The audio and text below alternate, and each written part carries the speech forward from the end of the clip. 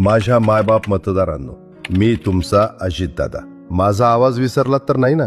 आज जिल्हा परिषद आणि पंचायत समितीच्या निवडणुकीत तुम्ही दिलेला अपार प्रेम पाहून माझं मन भरून आलं आहे.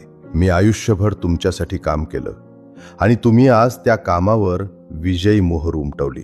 हा आनंद साजरा करायला मी तुमच्यात नाही, ही सल मनाला लागते. पण माझा विचार आज प्रत्येक गावात आहे. ग्रामीण महाराष्ट्र हा राष्ट्रवादीचा कणा आहे आणि गावगाड्यातील जनता माझा श्वास आहे. म्हणूनच माझं संपूर्ण आयुष्य मी ग्रामीण महाराष्ट्रासाठी दिलं.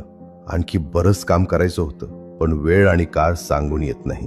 झेडपीच्या प्रचारासाठी मी बारामतीला सभेसाठी आलो होतो, मात्र तो माझा प्रवास अपूर्णच राहिला. आज विजय जल्लोषऐवजी प्रत्येकाच्या डोळ्यात अश्रू आहेत आणि प्रत्येकाच्या मनात माझ्यासाठी अपार प्रेम.